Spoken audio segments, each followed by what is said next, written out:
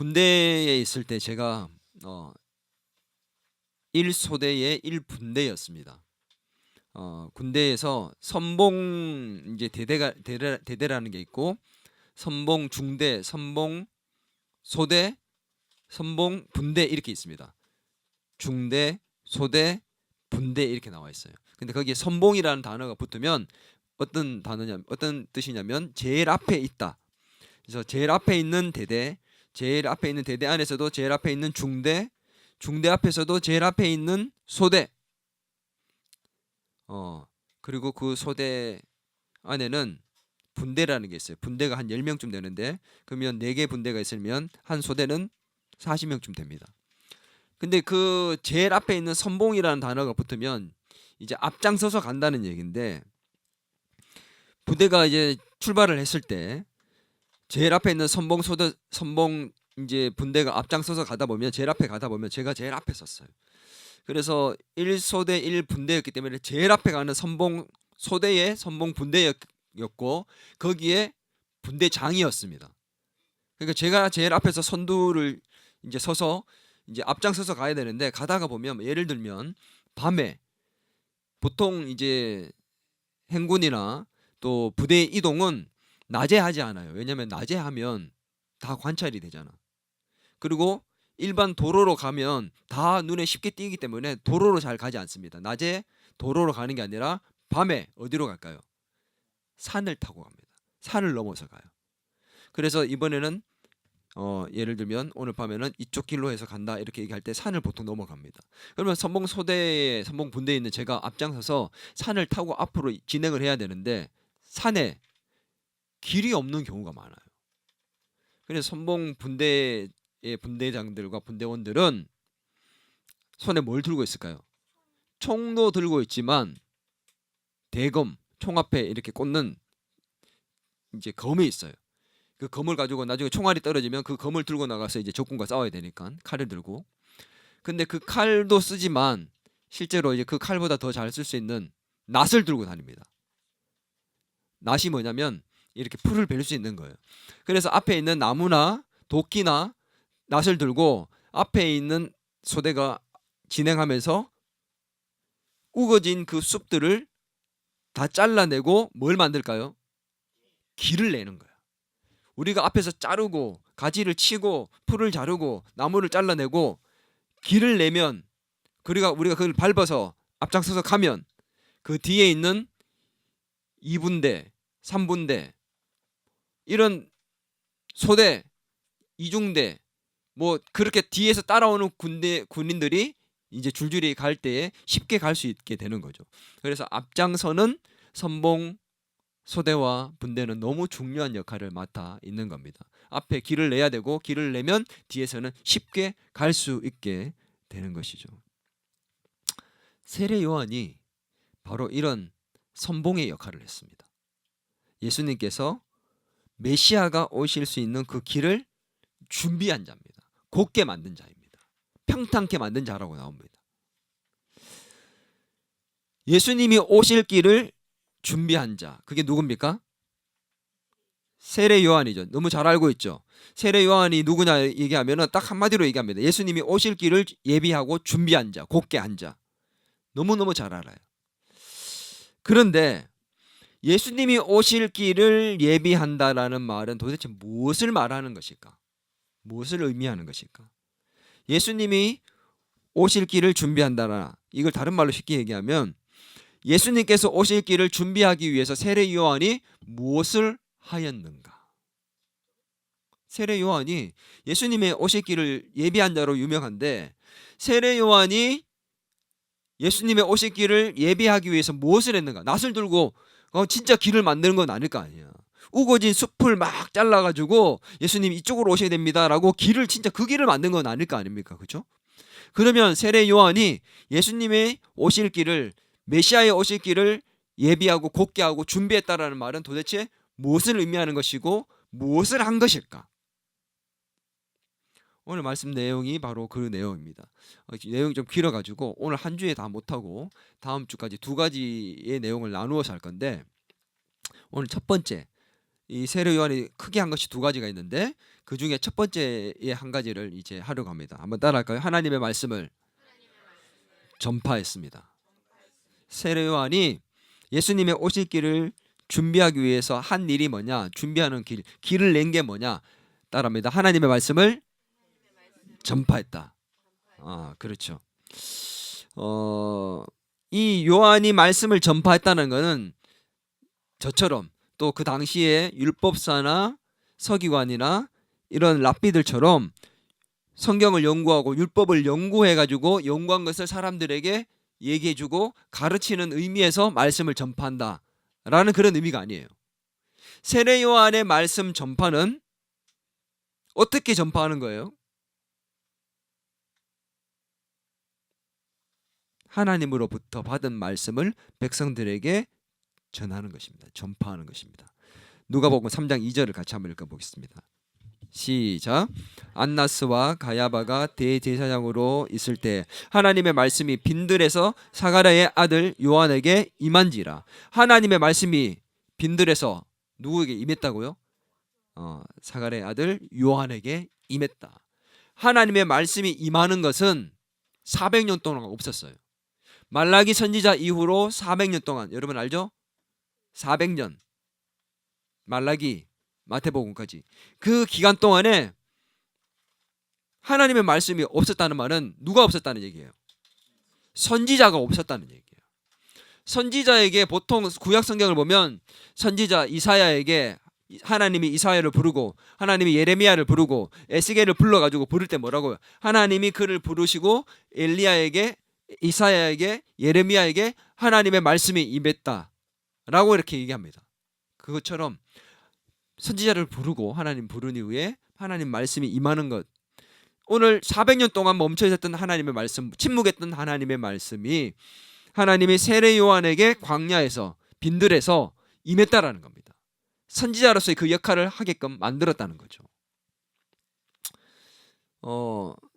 이제 성경에 보면 세례 요한은 자기 스스로가 선지자는 아니다라고 얘기했지만 그 선지자의 역할을 했습니다. 하나님의 침묵했던 그 하나님의 말씀이 이제 열렸고 그 말씀이 세례 요한에게 임했고 세례 요한이 하나님의 말씀이 임한 그것을 그대로 전했다는 거죠. 연구하고 공부해서 전한 게 아니라 하나님의 말씀이 선지자처럼 임해서 그것을 전파했다는 겁니다. 이해됩니까? 예. 선지자에게 하나님의 말씀이 임할 때는 그 임하신 말씀이 무엇인지 나와요. 하나님이 예레미야를 부르셨고 예레미야에게 하나님의 말씀이 임했다.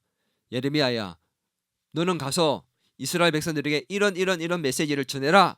요나야, 너는 아수르로 가서 그들에게 회개의 메시지를 전해라. 이런 내용이 무엇인지를 똑같이 언급을 했습니다. 그런데 세례 요한에게는 하나님 말씀이 임했다라고 얘기만 나오고 하나님이 뭐라고 말씀하셨는지의 내용은 사복음서 전체에 나오지 않습니다. 다만 우리가 그것을 추측할 수 있고 알 수 있는 그 방법이 뭐냐? 세례 요한이 전한 말씀의 내용을 보면 하나님 말씀이 임했고 그대로 전했기 때문에 이 말씀의 내용을 보니까 하나님이 이것을 전하라고 했구나라고 추측할 수 있는 거죠. 그래서 세례 요한이 어떤 말씀을 전했는지를 살펴봐야 되는데 다른 복음서에는 그 내용이 자세히 나오지 않습니다. 누가복음에만 그 내용이 무엇인지 정확하게 나오거든요. 마태복음에 보면 마태가 이 세례 요한이 전했던 내용을 그 핵심만 간단하게 기록해 두었습니다. 마태복음 3장 2절입니다. 시작.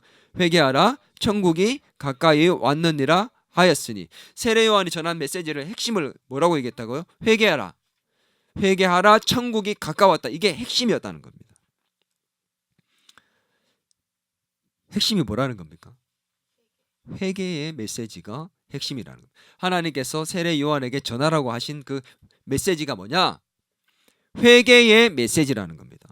오늘 이 세례 요한을 통해서 백성들에게 전했던 그 회개의 메시지가 오늘 저와 여러분에게 전해져야 합니다. 그래서 오늘 마귀가 오늘 우리의 이 예배를 막으려 하나 봐요. 우리가 회개해야 될 게 너무 많나 봐. 정말 중요한 회개거리가 있나 봐요. 오늘 말씀을 통해서 회개의 역사가 일어나기를 바랍니다. 오늘 세례 요한을 통해서 회개의 메시지를 하나님께서 전하게 하셨습니다. 그러면 예수님이 오실 그 시대에, 새로운 시대에 너희가 이제 회개하고 준비하도록 만들어야 된다라고 세례 요한에게 줬다는 것인데, 회개의 메시지가 도대체 어떤 내용인지를 누가가 자세히 기록했다는 거죠. 누가가 이렇게 알아보고 난 다음에 정보를 입수해서 세례 요한이 전했던 그 하나님의 말씀, 회개의 메시지가 무엇인지를 정확하게 자세히 기록을 해 두었습니다. 누가복음 3장 8절입니다. 같이 한번 읽어보겠습니다. 시작.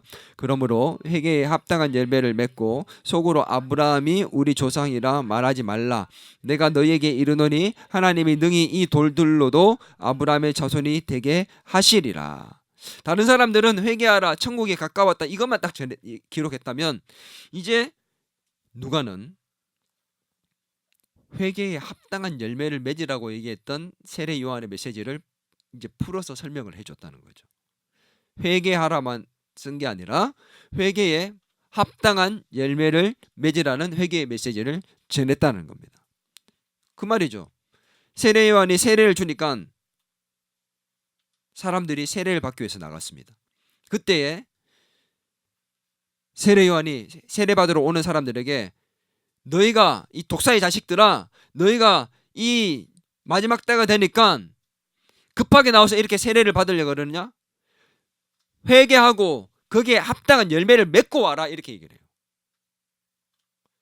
그냥 회개만 하는 게 아니라 거기에 합당한 열매를 맺고 오라고 얘기합니다. 이게 중요한 거예요. 여러분, 회개가 뭐예요? 죄를 뉘우치는 게 회개가 아니에요. 그거는 그냥 뉘우치는 거예요. 내가 잘못했다라고 하나님 앞에 반성하고 뉘우치는 겁니다. 그게 회개가 아닙니다. 회개라는 거는 죄를 뉘우치고 반성하는 게 아니에요. 내가 아무리 반성하고 눈물 흘리고 통회하고 입술로 잘못했다 얘기를 해도 거기에서 돌아서서 삶을 살지 않으면 그건 회개가 아니에요. 회개는 뭐냐면 뉘우칠 뿐만 아니라 그렇게 뉘우친 대로 내가 새로운 삶을 살아가는 게 회개거든요. 그게 뭐냐면 합당한 열매를 맺는 겁니다. 세례 요한은 그 나오는 백성들에게 회개하고 뉘우치고 너희의 삶을 새롭게 만들어라고 얘기를 했습니다. 그렇게 얘기했더니 사람들이 묻습니다. 그러면 도대체 어떻게 해야 됩니까? 라고 묻습니다. 3장 10절에서 11절 같이 읽겠습니다. 시작. 무리가 물어 이르되 그러면 우리가 무엇을 하리이까? 대답하여 이르되 옷 두 벌 있는 자는 옷 없는 자에게 나눠줄 것이요 먹을 것이 있는 자도 그렇게 할 것이니라 하고. 요한이 합당한 열매를 맺으라고, 회개하라고, 회개에 합당한 열매를 맺으라고 얘기하는 것이 뭐냐? 옷이 두 벌이 있는 자는 없는 자에게 나눠주라는 겁니다. 여러분, 내가 옷이 두 벌이 있어요. 그냥 단순하게 옷 두 벌이 있다는 얘기가 아닙니다. 그 당시에는 속에 있는 옷과 겉에 입는 옷이 있었는데, 가난한 사람들은 옷을 한 벌밖에 못 입었습니다. 제대로 옷을 못 입었어요. 그래서 가장 필수적으로 입어야 될 것들을 갖고 있는 사람들이 없는 그들에게 나눠주는 삶을 살라, 이런 의미에서 그렇게 얘기를 한 거예요. 어떻게 하라는 겁니까? 나눠주는 삶을 살라는 겁니다. 자, 보세요. 회개하라라고 얘기하고 합당한 열매를 맺으라고 얘기했는데, 옷을 가지고 있는 사람이 나눠주라고 했어요. 옷 가지고 있는 거 안 나눠주는 게 죄입니까? 나는 내가 가지고 있는 거 안 나눠줬을 뿐입니다. 근데 요한은 그걸 죄라고 얘기하고 있어요. 회개하래요. 나눠주래요.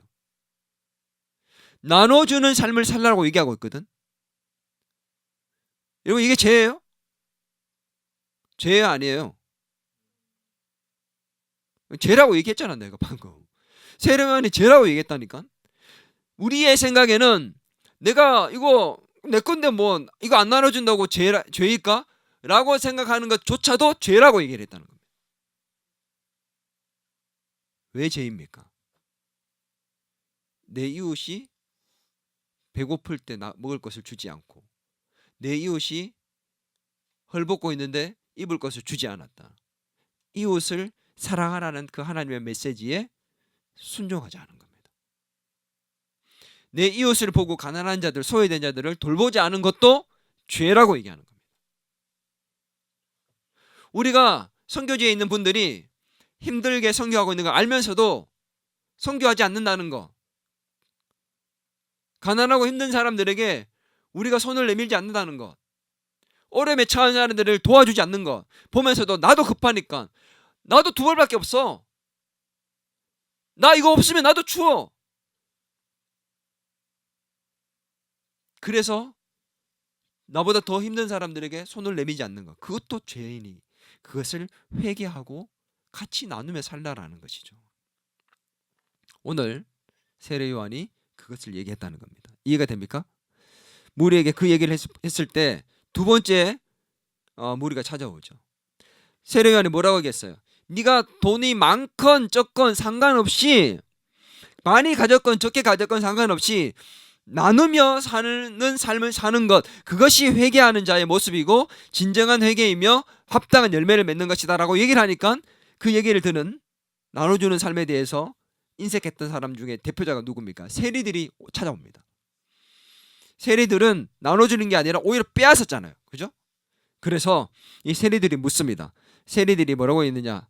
3장 12절에서 13절 같이 한번 읽겠습니다. 시작. 세리들도 세례를 받고자 하여 와서 이르되 선생이여 우리는 무엇을 하리이까 하매 이르되 부과된 것 외에는 거두지 말라 하고. 세리들이 또 물어요. 그럼 우리는 뭘 할까요? 이렇게 물어요. 그래서 세례 요한이 또 묻습니다. 구체적으로 이렇게 풀어놨지 않습니까? 다른 복음서에는 없어요, 이런 내용이. 그랬더니 세례 요한이 이제 얘기를 한 거예요. 부과된 세금 외에는 걷지 말라 이렇게 얘기했습니다. 너무 과하게 걷지 말라는 얘기입니다. 그 당시에는 세금을 어떻게 이제 걷어나면 로마에다 세금을 바쳐야 됐잖아요, 그죠? 그래서 로마의 세금을 이제 바치기 위해서 세리들을 세웠는데 어떻게 세웠냐면 입찰을 받았어요. 공개 입찰. 입찰 뭔지 알죠? 이런 겁니다. 자, 우리나라의 세금을 예를 들어서 1,000만 원을 매달 이제 내야 된다. 매달 1,000만 원씩 내야 되니까 너희들이 이제 입찰 받는다. 최소 1,000만 원이다. 얘기를 하면은 세리들이 이제 공모를 해요. 자기들이 입찰을 넣습니다. 저는 1,100만 원 내겠습니다. 매달 저는 1,100만 원 낼 거예요. 최소가 1,000만 원, 전 1,100만 원. 어떤 사람 얘기합니다. 저는 1,500 내겠습니다. 그러면 다음 이제 예를 들어서 삭개오 같은 사람은 저기요, 저 3,000 내겠습니다. 안 되는데. 3, 2, 1. 삭개오 당첨됐습니다. 이렇게 하면 이제 삭개오가 이제 세리장이 되는 거야. 그리고 자기 밑에 세리들이 있겠죠. 부하 세리들이. 그리고는 어떻게 매달 3,000만 원을 걷어가지고 로마에 갖다 바쳐야 됩니다. 근데 매월 그렇게 바치지 않고 로마에서 어떻게 하겠냐? 먼저 네가 3,000만 원을 내라.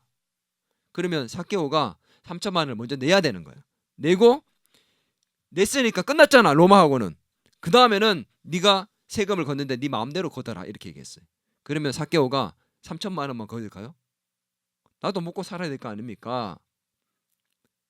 난 5,000만 원 걷겠다. 그러면 세금을 자기가 마음대로 이제 설정하는 거야. 자, 머리세마다 얼마 이렇게 해서 이렇게 하면은 우리가 5,000만 원 걷을 수 있다. 그래서 원래는 3,000만 원만 내면 되는데 5,000만 원 걷으니까 더 과한 세금이 걷어지는 거잖아요. 그런 식으로 만들어졌기 때문에 삭개오가 부를 축적했던 거죠. 엄청나게 걷은 거죠. 3,000만 걷었겠으면 1억 걷었을 거야, 아마 1억. 그리고 이제 밑에 있는 사람들 주고 자기가 이제 부를 축적했으니까 얼마나 사람들이 힘들었겠습니까? 그렇게 세금을 걷었고 또 했기 때문에 과부들이나 가난한 사람들은 너무 힘들게 살았죠. 그래서 예수님이 부과된 세금 위에 걷지 마라 이렇게 얘기를 합니다. 그게 회개다 이렇게 얘기합니다. 부당한 이득을 취하지 말라는 것입니다. 여러분, 사업하는 사람들이 부당하게 이득을 취하는 경우가 너무 많아요. 잘못된 것 알면서도 돈을 조금 더 벌기 위해서 적정선을 유지해야 되는데 그렇지 못한 경우가 많다는 겁니다. 세금을 정확하게 내지 않고 더 부당하게 적게 내거나, 또 우리가 사업하는 사람들뿐만 아니라 수많은 사람들이 부당한 이득들을 취하게 되죠. 몰래 뒷돈도 받고 커미션이라는 것도 받고, 이런 것들에 대해서 그것을 멈추라라고 얘기를 하는 겁니다. 정당하게 일하고 정당하게 일한 만큼 대가를 지불받아라. 그때에 그 세리 옆에서 세리를 돌봐주고 지켜줬던 한 무리들이 있었습니다. 그게 누군 줄 아세요? 군인들이에요. 돈 버는 그 예를 들면 이제 돈 버는 일을 하는 사람들이 있으면 그 옆에 누가 있어요? 대기업 총수들, 회장들 이런 사람들 옆에 그 사람들이 잘 벌 수 있도록 도와주는 누가 있어요? 조직 집단들이 있습니다.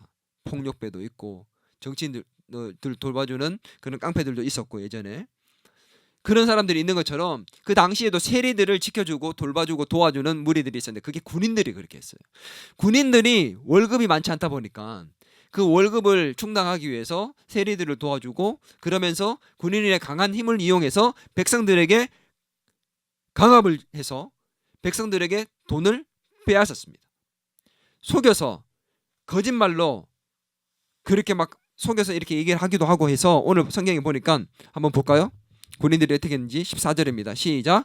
군인들도 물어 이르되 우리는 무엇을 하리이까 하매 이르되 사람에게서 강탈하지 말며 거짓으로 고발하지 말고 받는 급여를 족한 줄로 알라 하니라. 거짓말로 사람들을 고발하고 이 사람 세금 조금밖에 안 냈다. 너 더 내야 된다. 이 사람 안 냈다. 이런 식으로 해서 세리를 도와가면서 빨리 내! 라고 강압할 수 있는 무기를 들고 있는 군인들이 그렇게 했다는 겁니다. 예수님은 네가 있는 것을 족한 줄로 여겨라 라고 얘기를 합니다. 내가 가지고 있는 것을 가지고 만족할 줄 알아하는 거죠. 그렇게 하지 않는 것이 죄라는 것입니다. 오늘 진정한 회개를 한다면 이런 잘못에서 그 잘못된 관행들로부터 너희가 벗어나는 삶, 멈추는 삶을 사는 것, 그게 회개이고 열매 맺는 삶이다라고 오늘 성경은 또 세례 요한은 말하고 있는 것이죠. 이해가 됩니까? 합당한 열매를 맺는 회개에 합당한 열매를 맺는 삶을 살라고 얘기하면서 세례 요한이 이렇게 구체적으로 말씀을 전해줬습니다. 오늘 세례 요한이 전한 이 회개의 메시지가 오늘 우리에게 참 중요하다고 얘기했잖아요. 우리에게는 어떤 의미가 있냐는 그 당시의 사람들에게는 그런 의미가 있었습니다. 이게 오늘 우리에게는 어떤 의미가 있냐가 중요한 거 아닐까요? 오늘 사람들, 무리들, 그리고 세리들, 그리고 군인들이 공통적으로 세례 요한의 메시지를 회개하라, 그리고 합당한 열매를 맺는 삶을 살아라 라는 메시지를 듣고 공통적으로 세례 요한에게 한 말이 있습니다. 그게 뭘까요?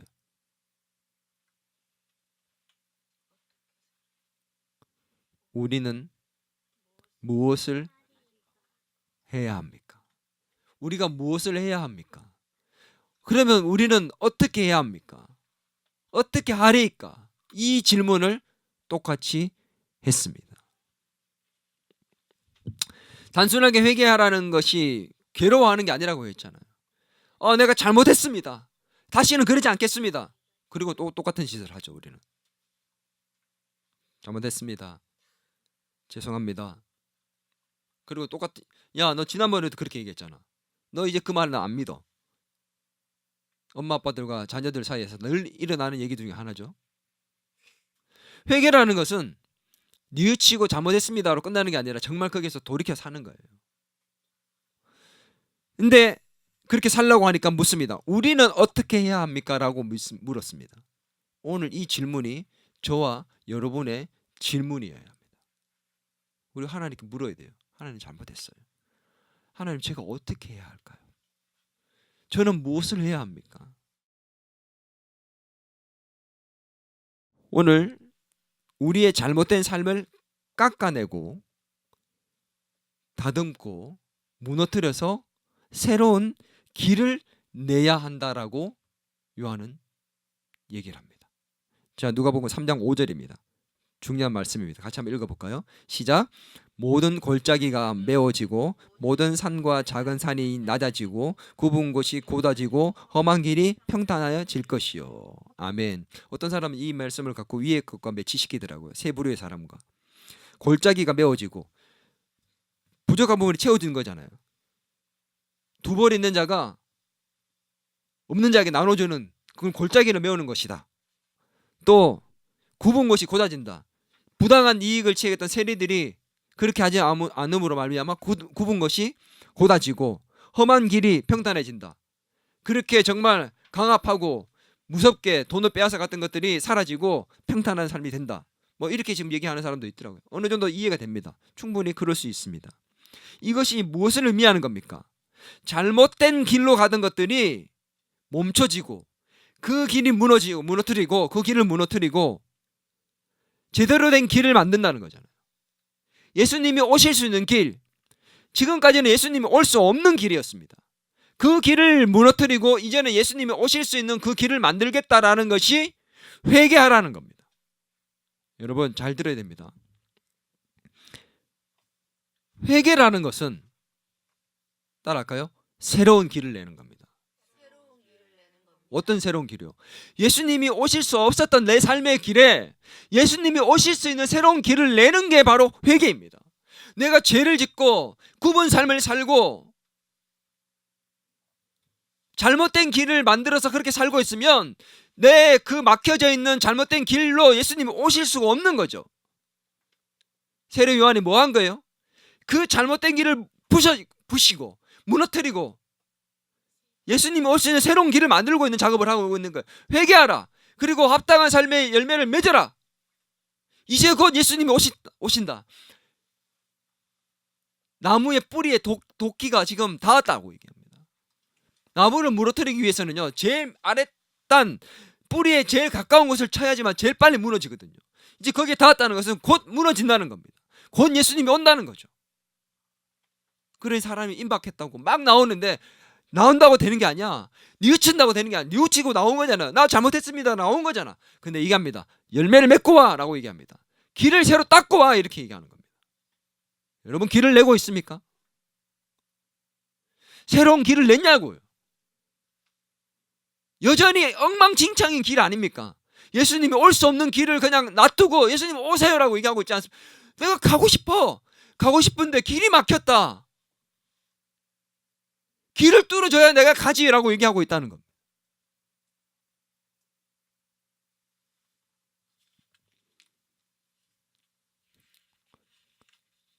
오늘 우리가 같이 봤던 말씀에 한번 잘 보세요. 뭐라고 되어 있습니까? 죄 사함을 받게 하는 회개의 세례를 전파했을 때 이 세례 요한에 대해서 이사야 선지자에서 뭐라고 4절에 보면 이렇게 나옵니다. 외치는 자의 소리가 있어 이르되 너희는 주의 길을 준비하라. 그건 주의 길을 준비하는데 그 다음 말이 뭐예요? 그의 오실 길을 곧게 하라. 곧게 하라. 길이란 단어가 나오죠. 여기에 길이라는 단어가 사도행전은 누가가 썼던 누가복음과 사도행전에 똑같은 단어입니다. 사도행전에 보면은 이 길이라는 단어가 똑같은 이 헬라어가 뭐라고 오늘 번역되어 있는 줄 압니까? 도라고 표현되어 있습니다. 번역되어 있습니다. 도가 뭐예요? 말씀입니다. 메시지입니다. 내가 곧 길이요 진리요 생명이다. 요한이 전했던 메시지가 뭐예요? 길을 닦겠다는 겁니다. 예수님이 가실 수 있는 그 말씀의 길을 닦겠다는 겁니다. 오늘 우리가 새로운 길을 닦고 있냐는 거죠. 우리가 무엇을 하여야 합니까? 라고 예수님께 질문을 던져야 합니다. 잘못했습니다. 하나님 용서해 주세요. 끝나는 게 아니라 그러면 저는 무엇을 해야 합니까? 한번 따라합니다. 저는 어떻게 해야 합니까? 제가 무엇을 해야 할까요? 라고 물어야 된다는 거죠. 그리고 말씀을 들어야 된다는 겁니다. 잘못했습니다. 라고 끝나는 게 아니라 이제 제가 그러면 어떻게 해야 될까요? 까지 나아가야 된다는 겁니다. 우리는 어쩌면 지금까지 잘못했습니다로 그쳤을지 몰라요. 잘못된 길을 무너뜨리고 새로운 길을 내지 않고 예수님 오라고만 외치고 있는지 모릅니다. 그러니까 안 되는 거, 응답이 안 되는 거야. 거짓말을 잘하는 사람이 있어요. 밥 먹듯이 거짓말하는 사람이 있다고 얘기하죠. 입만 열면 거짓말해요. 눈도 깜짝하지 않고 입술에 침도 안 바르고 거짓말하는 사람들이 있습니다. 거짓말하는 길이 나 있다고. 길을 한번 내고 나면 어떻게 된다고? 그 다음에는 쉽게 갑니다. 처음에 거짓말할 때는 가슴이 막 두근두근 거려요. 근데 괜찮거든. 한번 길을 내고 나면 두 번째 가기는 쉬워집니다. 그래서 아주 사소한 거짓말부터 큰 거짓말까지 쉽게 하게 되는 거죠. 회개한다는 것은 뭡니까? 거짓을 말하지 않는 새로운 길을 내는 겁니다. 거짓말을 말하지 않으려면 힘들어요. 왜냐하면 내가 거짓말을 하지 않으면 손해를 보고 화를 입기 때문에. 그 길을 내는 것은, 새로운 길을 내는 것은 힘듭니다. 근데 그 길을 내는 게 회개라는 거예요. 욕하는 사람, 폭력을 저지르는 사람, 처음에 할 때는 어려운데 욕하는 사람들 보세요. 그냥 일상 용어처럼 말합니다. 그냥 평상시 단어들처럼 쉽게 그냥 편하게 말해요. 길이 나 있는 겁니다. 쉽게 말할 수 있는 길이 나버린 거예요. 그냥 자기도 모르게 그 길로 다니고 있는 거지. 아내를 때리고 자녀를 때리는 사람들, 사람을 때리는 폭력배들 쉽게 주목이 나가죠. 왜? 길이 나 있기 때문에. 그 길을 무너뜨리고 가야 한다는 거예요. 욕하고 폭력을 저지르는 그 사람들이 그 길을 무너뜨리고 감사와 섬김의 새로운 길을 내는 것, 그게 회개라는 겁니다. 션이라는 사람 알죠? 진우션의 션. 이런 영상이 있더라고요. 화를 잘 내는 사람은 그 화내는 습관이 들어져 있다. 그래서 작은 일에도 쉽게 화를 낸다. 근데 화를 잘 안 내는 습관이 들어있는 사람은 큰 일에도 화를 잘 내지 않더라 라고 얘기하는 영상이 있더라고요. 그걸 보면서 제가 참 도전을 받았습니다. 그 습관이 뭐예요? 그게 길입니다. 길이 나버리니까 사소하고 작은 일에도 쉽게 분노하고 화를 내는 거죠. 새로운 길을 내야 된다는 거죠. 큰 일에도 분노하고 화내지 않고 욕하지 않고 폭력을 저지르지 않으며 거짓을 임산치 않는 새로운 길을 내야 한다는 것입니다. 아멘. 중독의 길이 나 있어요. 처음에 할 때는 와 재밌다라 했지만 또 하고 싶다, 더 해보고 싶다, 더 많은 것을 해보고 싶다. 그러다 중독에 빠지는 거죠. 스마트폰 중독, 게임 중독, 쇼핑도 중독됩니다. 정말 쇼핑 중독자들 너무 많아요. 시키고 반품하고 시키고 반품하고. 집 앞에 가면 정말 택배가 산처럼 쌓여 있습니다. 매일. 음란 사이트 중독의 길이 나 있어요. 처음에 볼 때는 오 이런 거 보면 돼? 이런 거 시켜도 돼? 아 이거 재밌는데 게임 계속 해도 돼? 이런 마음으로 두근거리고 하다가 한 번 길을 나고 나면은 두 번째 가기는 쉬워지는 거야. 길이 열려버렸거든. 그러다 보면 중독은 그냥 이제 막 다니는 거. 오토로 그냥 막 다니는 거예요. 쌩쌩 다닙니다. 고속도로 하이웨이가 돼버리는 거지. 세례 요한은 그 길을 무너뜨리고 새로운 길을 내고 와라 라고 얘기를 하는 겁니다.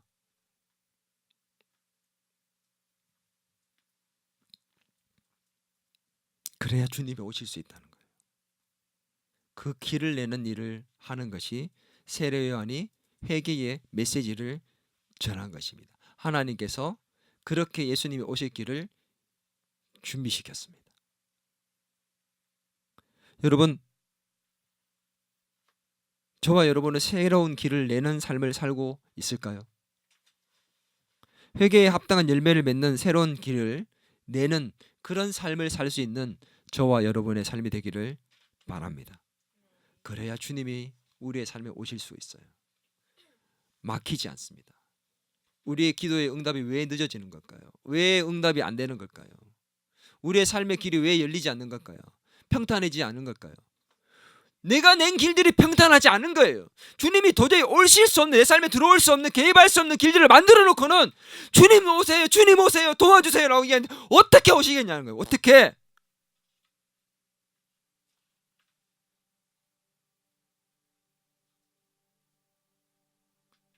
예배를 제대로 준비하지 않는 길이 한번 나버리면 습관처럼 그냥 예배에 늦거나 졸거나 주일날 준비하기 위해서 토요일날 저녁에 삶이 무너지는 길들이 만들어져 있으면 그냥 그 길대로 쉽게 가는 겁니다. 계속 헌금하지 않는 길을 나면 그냥 헌금 안 해도 돼요. 우리는 길을 너무 쉽게 냅니다. 내가 편한 대로 길을 내놓고는 그 길이 예수님이 올 수 없는 길인 걸 모르나 봐요. 회개는 뉘우치는 것만으로 사는 게 아니라 내 삶에 잘못된 길을 무너뜨리고 주님이 오실 수 있는 새로운 길을 내는 게 회개입니다.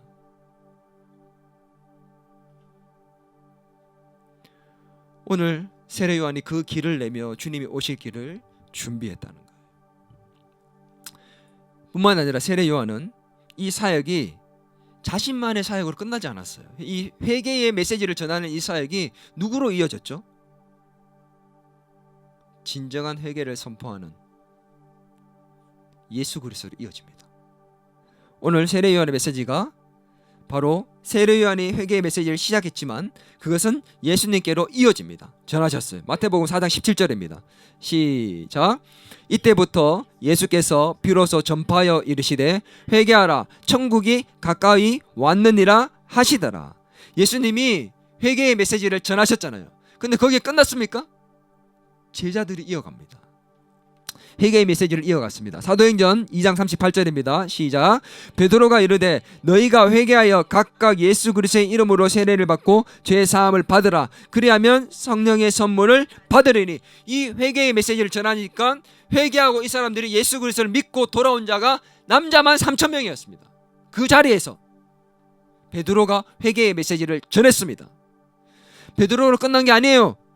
바울도 전했습니다. 사도행전 26장 20절. 바울이 아그리빠 왕 앞에서 전한 메시지입니다. 같이 읽겠습니다. 시작. 먼저 다메섹과 예루살렘에 있는 사람과 유대 온 땅과 이방인에게까지 회개하고 하나님께로 돌아와서 회개에 합당한 일을 하라 전함으로. 바울도 회개의 메시지를 전했습니다. 세례 요한으로부터 회개의 메시지가 시작되었고 그 길들이 깔리고 준비되기 시작했으며 새로운 길들을 내기 시작했고 그 길로 예수님이 가시기 시작했습니다. 그 사역을 예수님이 이어가셨고 그것을 제자들이 이어갔고 사도들이 이어갔고 그 사명이 지금까지 이어지고 있고 오늘 저와 여러분이 그 사명을 감당해서 이어가야 하는 것입니다. 저와 여러분도 회개의 메시지를 전하는 사명자가 되어야 하는 것입니다. 그것이 세례 요한이 메시지를 하나님의 말씀을 전했던 것이 오늘 우리에게 주는 의미입니다. 그러기 위해서 내가 회개의 메시지를 전하는 메신저가 되기 위해서 어떻게 해야 돼요? 내가 메신저로서 역할을 할 수 있는 회개를 하지 않으면 회개의 메시지를 내가 전할 수 없습니다. 이해가 됩니까? 내가 제대로 새로운 삶의 길을 내야지만 메신저로서의 말을 했을 때 그게 먹힐 수 있다는 겁니다. 너나 잘하세요. 회개하라 천국이 가까우느라. 우리는 그런 메시지를 전하는 게 아니죠.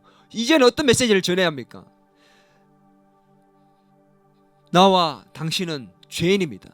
우리 스스로는 우리가 구원받을 수가 없으니 이제 예수 그리스도를 믿고 구원받아야 합니다. 우리가 죄사함을 받고 구원받아야 합니다 라는 이 메시지를 전해야 되는데 전할 때 그게 먹힐 수 있냐는 거죠. 새로운 길을 내지 않고 엉뚱한 길로 잘못된 길로만 부당한 이익을 취하고 나누는 삶을 살지도 않고 엉망의 삶을 살면서 새로운 길을 낸 것처럼 가서 당신도 새로운 길을 내라 그러면 당신이나 길을 내세요. 그럴 거 아닙니까?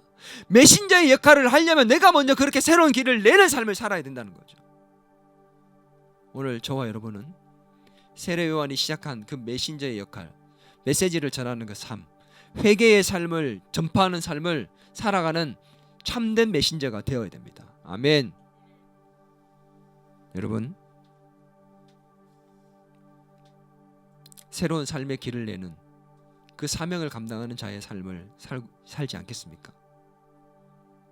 오늘 예수님이 내 삶에 오실 수 있도록 새로운 길을 냅시다. 그리고 내 주변에 있는 많은 사람들에게 예수님이 가실 수 있도록 새로운 길을 내는 그 삶을 살 수 있는, 전할 수 있는 그런 저와 여러분의 삶이 되기를 주의 이름으로 축원합니다.